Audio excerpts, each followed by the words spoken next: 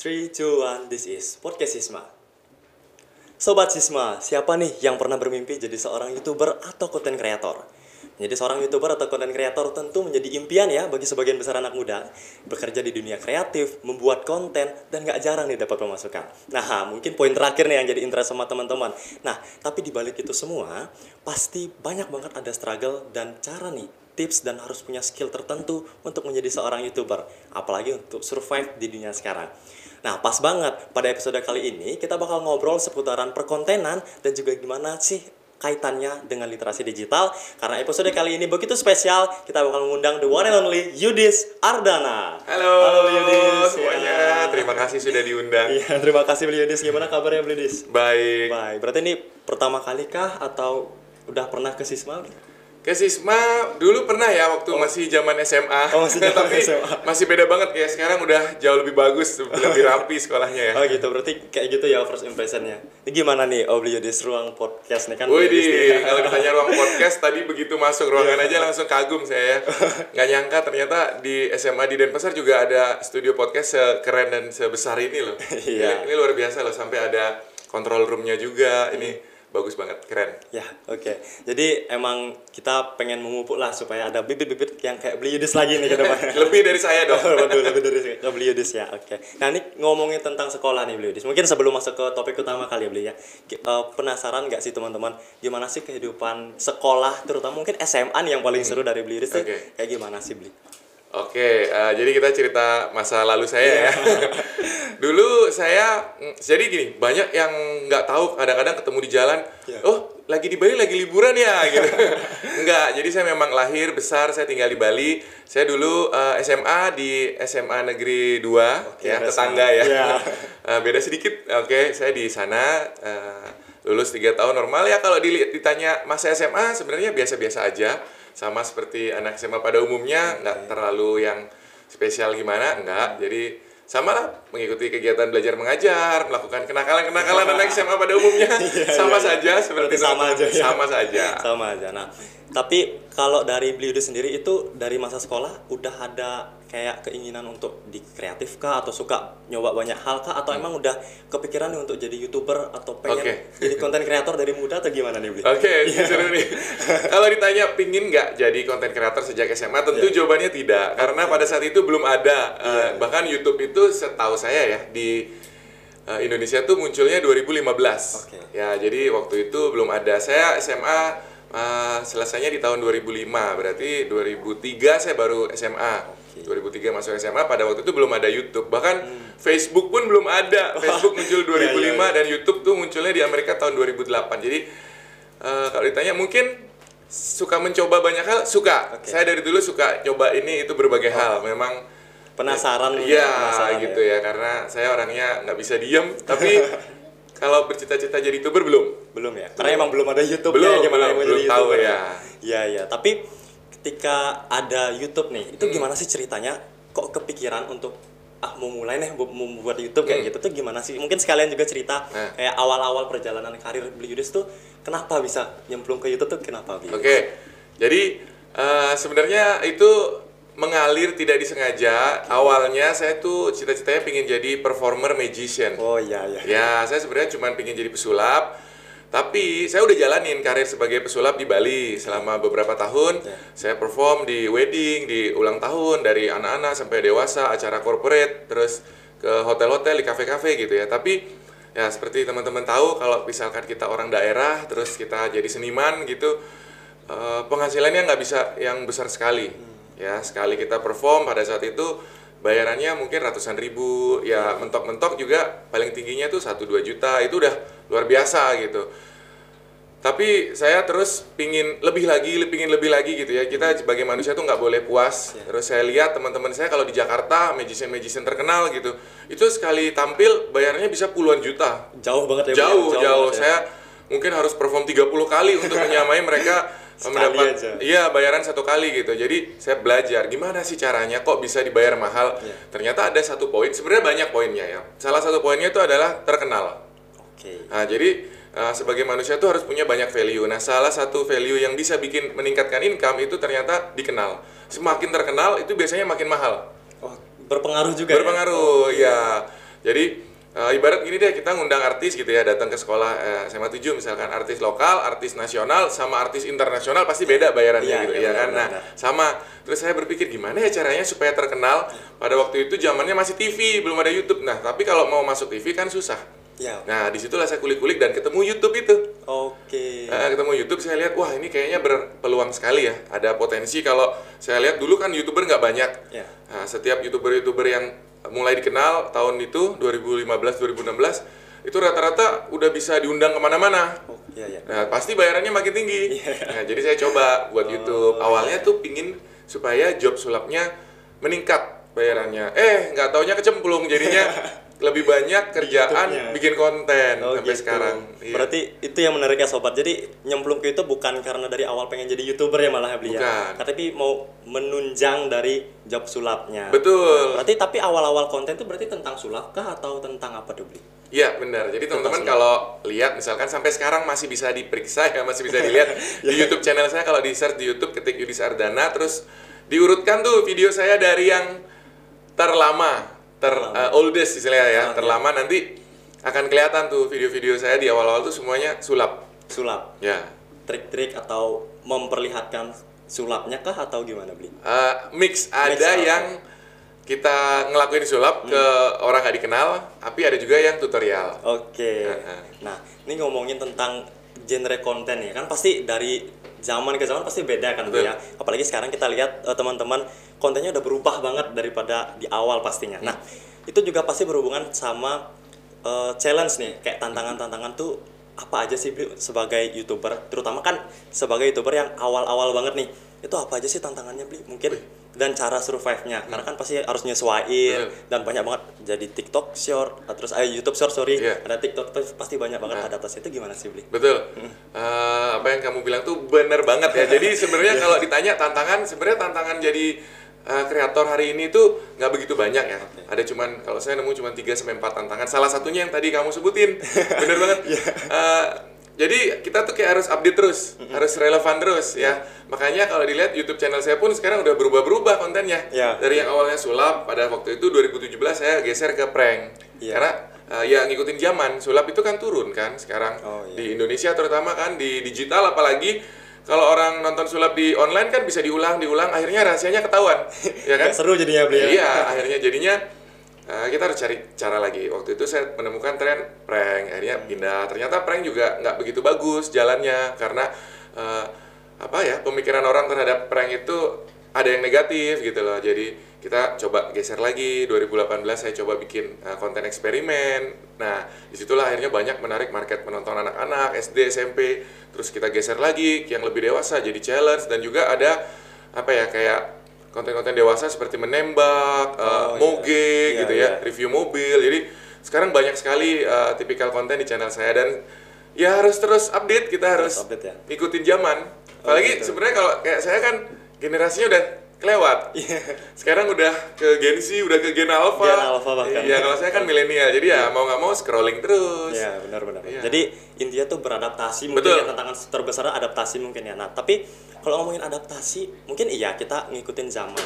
Ya, apa sih minatnya dari netizen gitu lah. Tapi kan nggak jarang nih Bli Yudis, kayak minatnya netizen tuh bukan hal-hal yang mungkin kurang bagus atau kurang lah untuk di konten. Itu gimana kayak cara Bli Yudis untuk menanggapi tantangan itu? Apakah Bli Yudis tetap untuk mengikuti itu, atau Bli Yudis adopsi saja tapi dibuat supaya lebih ya tidak seburuk itu mungkin, atau dan lain sebagainya? Tuh gimana tuh Bli? Nah, ini luar biasa nih host kita ya. Sudah dijawab sebenarnya pertanyaannya. Jadi caranya seperti yang tadi kamu bilang juga itu. Kita harus adopsi, terus kita mix dengan karakter kita sendiri. Oke. Sebenarnya saya malah percaya kalau di dunia ini konten tuh sebenarnya hanya itu aja. Iya.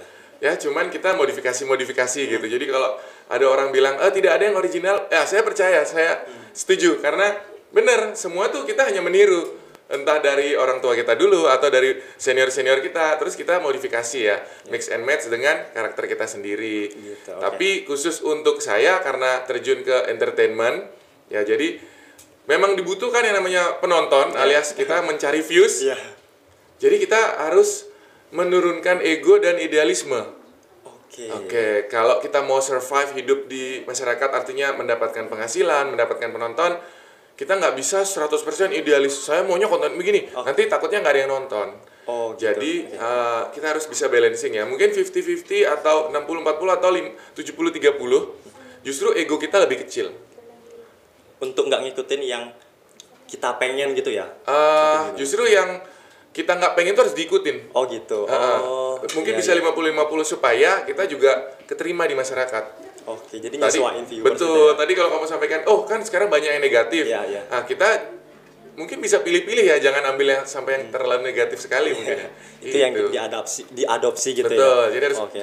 di mix culture-nya dengan gaya kita sendiri lah. Itu susah nggak sih beli kan kayak mungkin ego tuh kayak lawan terbesar lah buat kita tuh gimana sih beli kayak perjalanan beli pasti kan nggak bisa sebisa itu langsung bisa. Nah itu gimana sih kayak untuk menurunkan ego kayak oh aku nggak suka nih buat konten seperti ini tapi marketernya tuh pengen yang kayak begitu tapi harus buat seperti itu tuh gimana tuh beli? Ya benar, memang susah melawan ego tapi itu harus dipelajari, diusahakan ya. Memang tidak 100%, tetap kita kan pasti punya jiwa saya mau bikin apa sesuatu gitu ya. Boleh, tapi ya di mix, besoknya bikin yang market mau gitu ya. Mix and match supaya apa? Kalau misalkan kita terlalu egois, saya hanya mau bikin konten yang saya mau bikin gitu ya. Justru kita egois sebenarnya. Namanya kan ada ego, berarti kita egois.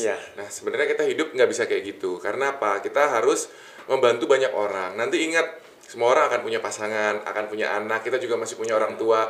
Kita punya teman-teman, punya sahabat, punya lingkungan Banjar, punya macam-macam ya. Jadi kalau kita terlalu egois, kita nggak bisa besar. Nah, jadi jangan terlalu 100% ego saya maunya bikin A aja gitu, nggak bisa. Harus mix and match juga. Jadi itu berpengaruh juga dalam dunia perkontenan gitu ya? Jadi ada ego juga yang harus dikenali ini teman-teman, nggak cuma ngikutin apa yang kita mau dalam buat konten gitu, walaupun ya emang itu yang kita suka tapi nggak bisa kayak gitu untuk bisa. Mungkin bisa tapi mungkin nggak akan lama mungkin survive-nya ya beliau itu sih. Nah kita ngomongin tentang tadi perkembangan zaman nih. Nah menurut Yudi sendiri ada nggak sih kaitannya sama literasi digital nih dengan menjadi YouTuber yang aktif lah di sosial media, ada nggak sih hubungannya sama literasi digital gitu? Ya kalau ditanya seperti itu jawabannya pasti ada ya. Sebenarnya saya percaya kalau teman-teman seperti kamu atau anak-anak di SMA 7 mungkin kalau ditanya literasi digital sudah sangat siap gitu ya. Tapi kan sebenarnya kalau kita lihat global di Indonesia saya yakin belum merata ya. Ya jadi ini PR besar justru buat pemerintah Indonesia sebenarnya. Mumpung sekarang lagi pergantian kabinet juga kan nanti ke depan mungkin bisa lebih dimajukan lagi mungkin pendidikan di daerah-daerah yang mungkin lebih terpencil gitu ya. Karena perkembangan digital itu terlalu cepat. Terlalu cepat. Sekarang sudah bahkan sampai Web3 ya istilahnya, ada AI dan sebagainya ya.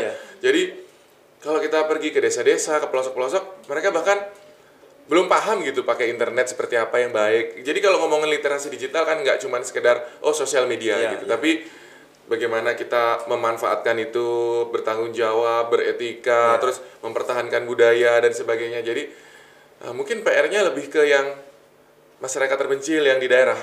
Kalau di perkotaan seperti di Denpasar, SMA 7 saya yakin literasi digital udah siap banget lah. Jadi kayak gitu ya. Jadi harus jadi PR besar juga nih. Tapi kalau dari beliau sendiri sebagai seorang YouTuber gitu, untuk menjawab keresahan itu tuh ada langkah tertentu nggak sih yang beliau ambil gitu? Aku mau buat konten yang gini nih, harapannya supaya setidaknya supaya bisa meningkatkan literasi digital atau seperti apa gitu? Ya, kalau ditanya bikin konten apa ya untuk membantu meningkatkan literasi digital, pastinya ada. Tapi jujur sulit. Misal begini ya, saya punya ide. Kenapa nggak kita tuh keliling Bali, kita kontenin semua pariwisata yang ada di Bali? Nah, tapi satu, supportnya kurang. Setiap kita ke lokasi, nanti perizinan susah. Jadi ini memang harus dikerjasamakan ya dengan pemerintah daerah sama pemerintah pusat ya. Misalkan deh, kita mau syuting, let's say di Uluwatu gitu ya, atau di Tanah Lot. Nanti harus izin lagi di situ, izin lagi di pusat. Nah, satu perizinan. Jadi itu salah satu. Terus kedua, pasti biaya. Belum lagi nanti sudah kita kontenkan, misalkan tadi Tanah Lot deh. Saya buatkan konten nih. Tanah Lot salah satu destinasi pariwisata terpopuler sejak zaman dahulu bla bla bla. Belum tentu nanti ada yang nonton. Ya kan? Jadi banyak sekali tantangannya. Jadi kalau ditanya pingin bikin apa nggak buat memajukan literasi, saya pingin banyak hal yang saya pingin buat. Ya. Untuk sementara ya saya mungkin bisa bantu seperti ini, memberikan sharing gitu ya di acara-acara kampus, di acara-acara pemerintah dan sekolah-sekolah. Sementara sih itu yang sudah berjalan. Tapi ke depan secara konten banyak yang ingin saya buat. Oke, berarti menurut Beli Yudis ini nyambung ya. Mungkin seberapa penting sih menurut Beli Yudis literasi digital gitu dengan perkembangan zaman sekarang gitu, Beli? Oh, sangat penting ya. Sangat penting Jadi ya, Bli, ya. ini sebenarnya bukan soal mau tidak mau, tapi harus ya, karena tadi saya udah bilang juga zaman yang maju. Ya. Nah, kalau kita tidak cakap literasi digital, akan sangat susah nanti untuk hidup di kemudian hari. Terutama kita kan akan menua. Anak cucu kita nanti mereka lahir tuh sudah melek teknologi langsung kan. Jadi seperti saya aja nih harus belajar terus. Mungkin kamu jauh lebih pintar di saya kalau di digital gitu loh. Tapi nanti ke depan lebih hebat lagi mereka. Ya, jadi kalau ditanya penting nggak, ini udah harus bagi saya. Harus dimiliki dan dikuasai mungkin. Betul. Ya. Nah, ini mungkin itu juga nih yang jadi kunci kali ya untuk jadi YouTuber, konten kreator itu literasi digital juga harus dimiliki gitu, supaya ya tadi yang dibahas tadi nggak ngasal buat konten, karena kan dampaknya bakal luas gitu kan, sosial media begitu luas. Nah, mungkin kita udah cerita tentang gimana Beli Yudis di awal-awal, tantangannya gimana. Ada nggak sih tips-tips untuk terutama anak muda nih yang mau mulai menjadi konten kreator atau YouTuber kan? Karena zaman sekarang kan pasti udah jauh lebih banyak kan total yang jadi YouTuber, entah dia besar atau kecil. Nah, gimana sih tipsnya untuk memulai kayak gitu sih, Beli? Bener ya. Jadi sekarang itu jauh sekali dengan era waktu saya mulai dulu. Kalau dulu bisa dihitung tuh, saya bisa lihat data, oh YouTuber 2016 ada 200 orang, ada 200 channel ya gitu.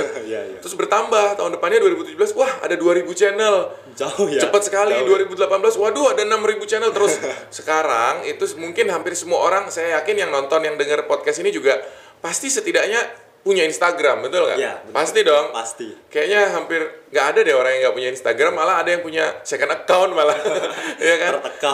Jadi YouTube channel pun begitu ya. Saya rasa tidak hanya YouTuber atau konten kreator, tapi sekarang toko-toko UMKM punya akun sosial media, pejabat punya akun sosial media, artis punya akun sosial media. Jadi sudah sangat common, sudah sangat umum ya.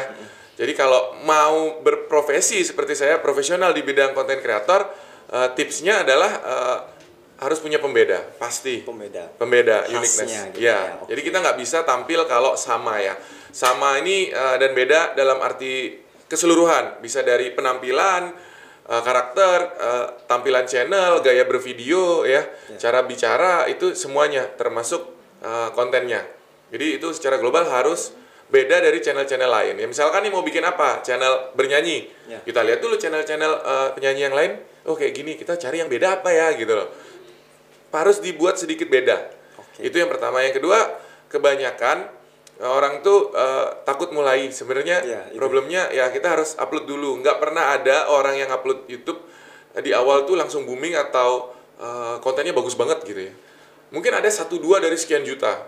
Tapi mayoritas tidak. Lebih baik upload dulu, terus upload lagi, upgrade. Mungkin nanti, lampunya diperbaiki, atau mikrofonnya diperbaiki, atau cara kita ngomong diperbaiki, gitu ya. Jadi harus step by step gitu. Dan yang ketiga, konsisten. Ini banyak banget yang terjebak di sini. Rata-rata orang mau bikin YouTube channel, ketika mereka upload 1, 2, 10, 20 video, belum ada yang nonton atau subscribernya sedikit, stop. Nah, nyerah mereka. Aduh, aku kayak nggak bisa deh. Nah, padahal menurut saya ya, benchmarknya itu ada di 200 uploadan. 200? Betul. Jadi di YouTube dan Instagram saya, kalau analisa saya pribadi, itu saya lihat di angka 200. Jadi mau bikin akun IG, akun YouTube, setidaknya upload 200 postingan. Sekarang gini deh, kamu bikin akun Instagram baru, terus upload 20 postingan aja. Apa mungkin langsung viral? Kan susah. Nah, setidaknya gas 200 postingan dulu. Baik YouTube maupun IG atau TikTok. Gas 200 dulu, udah pasti setelah itu tinggal lanjutin aja. Berarti itu kayak benchmark pertama dulu nih, buat yang benar-benar awal banget. Iya, gitu. Setidaknya 200 juga kan kita udah belajar. Masa 200 jelek terus videonya? Malu-maluin. Pasti dievaluasi terus. Betul. Bakal berubah-berubah terus kayak gitu-gitu. Oke, nah teman-teman, itu ilmu baru tuh kalau buat teman-teman yang mau memulai kayak gitu buat konten, entah jadi konten kreator di sosial media apapun ya, Beli. Benchmarknya itu 200 dulu. Betul. Gas 200 dulu ya teman-teman. Nah, jadi itu dia nih tipsnya dari Beli Yudis. Yang pertama tuh konsisten, pasti konsisten. Yang kedua, mulai aja dulu, nggak usah takut walaupun sekarang udah banyak banget konten kreator ya beli ya, nggak usah takut. Kemudian juga buat ciri khas. Betul. Ciri khas karena kita punya pesona masing-masing ya, jangan jadi sama mungkin ya beli ya, karena kalau nyanyi kayak nyanyi banyak banget yang Betul, bisa nyanyi. harus beda. Jadi gini, aku tanya, potong sedikit ya, nggak apa-apa ya. Biar santai dikit. Jadi kalau ngomongin penyanyi, saya tanya nih, kamu tahu kuburan band? Enggak. Kuburan band katanya. Nggak tahu. C A minor.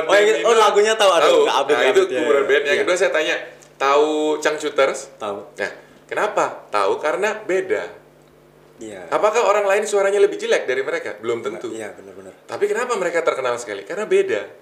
Iya, benar. Iya kan? Perform panggungnya ya. Iya, semuanya. Changcuters, Jadi iya, ini iya. secara global harus punya yang beda. Oke, itu ya teman-teman ya. Jadi harus benar-benar penting banget nih. Nggak bisa satu aja, pembeda aja tapi nggak konsisten, sama aja ya beli ya. Sama Jadi aja. itu tuh tipsnya buat teman-teman, buat yang mau memulai, mulai aja dulu. Ikutin nih tipsnya dari Beli Yudis. Siapa tahu bisa menjadi YouTuber apalagi sebesar Beli Yudis sekarang nih ya beli ya. Harus bisa lebih. Harus bisa lebih. Nah gitu jadi teman-teman. Jadi selain dari segala apa ya enak-enaknya sosial media dan segala macam, juga penting buat dimiliki dan dikuasai literasi digital nih teman-teman. Jadi tetap harus dikuasai, diperhatikan, diikutin perkembangan zamannya, karena Beli Yudis saja terus belajar, apalagi kita nih yang masih muda. Jadi mungkin segitu aja nih Beli Yudis nih perbincangan kita tentang perkontenan. Semoga bermanfaat mungkin buat teman-teman Sobat Sisma. Mungkin ada pesan-pesan terakhir nggak sih atau harapan mungkin buat anak-anak muda gitu Beli? Oke. Iya. Ya, jadi ini khusus buat yang nonton dan dengar podcastnya. Ini nama podcastnya apa nih? Podcast Sisma. Iya. Ya. Jadi kalian adalah salah satu orang beruntung ya yang lahir punya capability bisa menikmati semua perkembangan digital ya. Bisa mendapat pendidikan juga di SMA 7 ya. Pasti saya percaya pendidikan di sini bagus ya kan. Nah, jangan sampai disia-siakan karena waktu berjalan, zaman yang maju ini nggak bisa kita stop. Jadi harus mau belajar dan harus punya keinginan untuk terus lebih baik ke depan. Jadi sebenarnya terutama yang tinggal di Bali nih ya, potensi kita masih sangat besar. Ya, dari bidang konten kreator terutama itu masih sangat sedikit. Kemarin saya minta tim saya buat ngeriset. Jadi di Bali itu jumlah YouTuber, TikToker dan selebgram yang punya followers subscribers di atas 10.000 itu jumlahnya masih cuma ratusan orang. Oke. Ya, jadi peluangnya masih sangat besar terutama buat laki-laki. Ya, kalau menjadi selebgram perempuan banyak di Bali. Selebgram laki-laki itu sangat sedikit, susah carinya. Benar-benar. Jadi kalau kalian bisa jadi itu wah banyak kerjaannya nanti. Juga dengan TikToker dan YouTuber laki-laki itu sedikit jumlahnya. Gitu ya. Kalau kebanyakan perempuan. Oke, iya juga. Tapi itu pun masih sedikit di Bali, baru ratusan orang. Saya cari siapa yang followernya di Bali di atas 10.000 deh gitu. Paling ketemu 200-300 orang aja. Sedikit. Jadi ini potensinya masih sangat besar dan ke depan sangat dibutuhkan karena semua usaha akan butuh konten. Benar. Semua orang akan upload di e-commerce, akan upload di sosmed. Jadi ke depan ini menjadi sebuah bidang pekerjaan yang dibutuhkan. Dibutuhkan Dan sekali. tidak akan pernah berhenti di sini. Jadi tips yang terakhir dari saya adalah terus update ilmunya, terus belajar. Tidak pernah berhenti belajar. Jujur saya sampai hari ini juga masih terus setiap hari karena terus berubah. Gitu ya. Jadi itu ya, tidak boleh pernah puas dan tidak boleh tidak mau belajar lagi lah gitu istilahnya. Harus terus belajar. Oke, luar biasa sekali ya teman-teman ya. Ini suatu fun fact yang mungkin mendorong juga buat teman-teman yang berpikir kalau misalkan sebelumnya udah banyak nih YouTuber, konten kreator takut ternyata masih banyak ya, masih besar ya peluangnya beli. Besar sekali. Masih besar sekali. Apalagi cowok-cowok nih ya. Iya. Cowok-cowok Sobat Sisma gitu. Yang mau buat konten silakan, ayo kita berkarya lah bareng-bareng, oke? Nah, mungkin itu tadi tuh podcastnya. Jangan lupa di-like, ditonton sampai habis dan di komen juga. Jangan lupa diresapi juga nih ilmu-ilmu dari Beli Yudis, karena ini kesempatan yang luar biasa gitu ya Beli ya. Jadi mungkin segitu aja Beli Yudis dari podcast kita kali ini. Makasih buat Sobat Sisma yang udah nonton. Jangan lupa nonton terus episode berikutnya. Sampai jumpa di podcast selanjutnya. This is Podcast Sisma. Gini.